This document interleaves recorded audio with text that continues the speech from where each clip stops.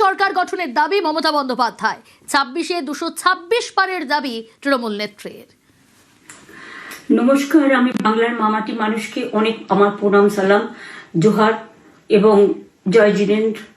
আমি সব কিছু জানাচ্ছি। সত শ্রী আকাল জি। আপনারা সকলে ভালো থাকুন, সুস্থ থাকুন। আপনাদের প্রতি আমরা খুব কৃতজ্ঞ। এত রোদ্দুরের মধ্যেও এবং সবকিছু অত্যাচার সহ্য করুন আপনারা যেভাবে ভোট দিয়েছেন লাইনে দাঁড়িয়ে, আপনাদের কাছে আমরা খুব কৃতজ্ঞ। আমি আমার কর্মীদের কাছেও খুব কৃতজ্ঞ, যারা জীবনপণ লড়াই করে অনেক অত্যাচার সহ্য করে সেন্ট্রাল ফোর্স এবং এখানকার ফোর্স সবার যৌথ অত্যাচার সহ্য করেও টোটাল সমস্ত machinery government of India, prime minister, home minister থেকে শুরু করে পুরো গভর্নমেন্ট অফ ইন্ডিয়া এবং 19টা রাজ্যের বিজেপি নেতাদের এবং অর্থ ভাণ্ডার, শক্তির ভাণ্ডার, বন্দুকের ভাণ্ডার নিয়ে যারা বাংলার মানুষকে জব্দ করতে চেয়েছিলেন, জব্দ তারা কিন্তু ভোট বাক্সে হয়ে গেছে। আমি আপনাদের নিশ্চিন্ত করে বলতে চাই, যেটা টিভিতে দেখাচ্ছে এটা বিজেপি অফিস থেকে কালকে বেলা 1:08 সার্কুলেট করেছে এবং টাকা দিয়ে বলেছে যাতে এটা দেখানো হয়। তার কারণ হচ্ছে আমার কাছে স্পেসিফিক ইনফরমেশন এসছে 1:08 আমি কোনো একটা প্রেস মিডিয়ার থ্রুতে পেয়েছি এবং সেই ইনফরমেশনে দেখা যাচ্ছে তারা পরিষ্কার বলছে ফোর্সফুলি তোমায় করতে হবে, এটা তোমাকে এর মধ্যে যাওয়া যাবে না। কারণটা আসলে জানেন আপনারা, আমরা 230ও পেয়ে যেতে পারি, 226 ক্রস করবো 2026-এ। মানুষ যে বিপুলভাবে ভোট দিয়েছে, আমার তাদের প্রতি পুরো ভরসা, বিশ্বাস, আস্থা আছে। এবং ওরা কালকে এটা করিয়েছে প্রেসকে দিয়ে, তার কারণ গদি মিডিয়াকে দিয়ে। তার কারণ হচ্ছে ওরা তো আপনারা জানেন ইডি, সিবিআই, ইনকাম ট্যাক্স সবাইকেই চমকায় এবং সেন্ট্রাল ফোর্স যে ব্যবহার কাল করেছে এবং তাতে যে নতুন পুলিশগুলো অ্যাপয়েন্টমেন্ট হয়েছিল যারা আমার হাতে ছিল না, তারা ভীষণ মেয়েদের মেরেছে, বাচ্চাদের মেরেছে। যে ভদ্রলোক উদয়নারায়ণপুরে ভোট দিতে গিয়ে মারা গিয়েছে, আমি তার শোকাহত পরিবারকে সমবেদনা জানাবার ভাষা আমার নেই, কিন্তু পরিবারটার পাশে আমরা থাকবো।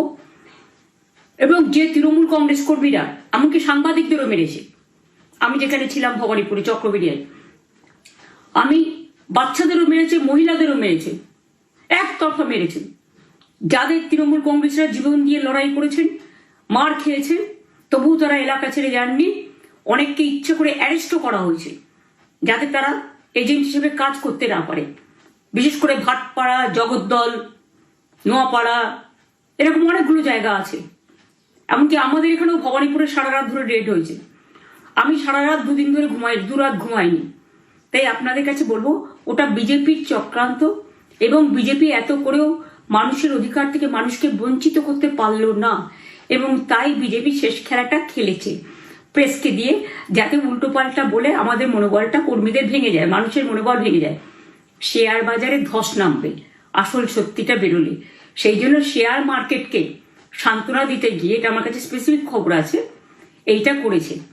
এবং আমি পরিষ্কার বলছি, 2016তেও সেম জিনিস হয়েছে, 2021এও সেম জিনিস হয়েছে। ওরা কিন্তু বারবার করে যা এক্সিট পোল যা দেখিয়েছে, টোটালটাই দেখিয়েছে বিজেপির কথায়। এবং আজকে তো আপনারা জানেন নিরপেক্ষতা বলে ভারতবর্ষে কিছু নেই, সব একপক্ষ হয়ে গেছে। আমি তাদের বলবো আমাদের কর্মীদের এবং মানুষকে সাথে থাকতে, যাতে কাউন্টিংয়ে সবাই সমানভাবে আজ থেকে পাহারা দেয়। দরকার হলে আমিও আমার এলাকায় পাহারা দিতে নামবো এবং আমি সব 294টার কেন্দ্রে, 294টা তৃণমূল প্রার্থী, দার্জিলিংয়েও যে 2টো প্রার্থী আছে অনেকদের, আমাদের সাথে জোট আছে, সবাইকে বলবো নিজেরা ক্যান্ডিডেটরা পাহারা দিন। দিনের বেলায় কর্মীদের রাখুন, রাতের বেলায় নিজেরা থাকুন, পাহারা দিন। আমি যদি পাহারা দিতে পারি, আপনারাও পাহারা দিতে পারেন। রাত জাগুন, সকালে এসে অন্য টিমকে হ্যান্ড ওভার করে তবে ঘুমবেন। তার কারণ এই সময় ওরা ইভিএম মেশিন যখন কাউন্টিং হল থেকে, যখন মানে যেখানে স্টোর করা হয়েছে সেখান থেকে যখন কাউন্টিং হলে নিয়ে যাবে, তখন কিন্তু মেশিন বদলে দেওয়ার সম্ভাবনা ওরা প্ল্যান করেছে।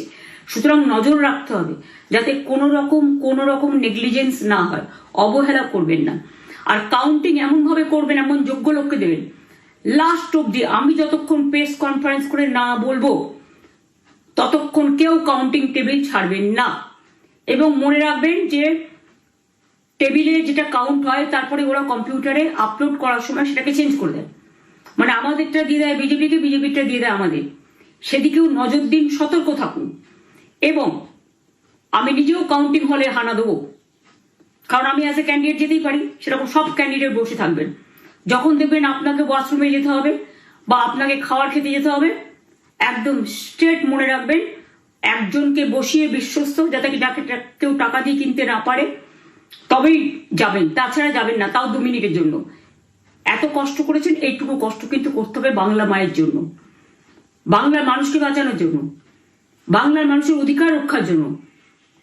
আর একটা কথা বলি, সবাই শান্ত থাকবেন, সংযত থাকবেন, দিদির প্রতি ভরসা রাখুন, বাংলার মানুষের প্রতি ভরসা রাখুন।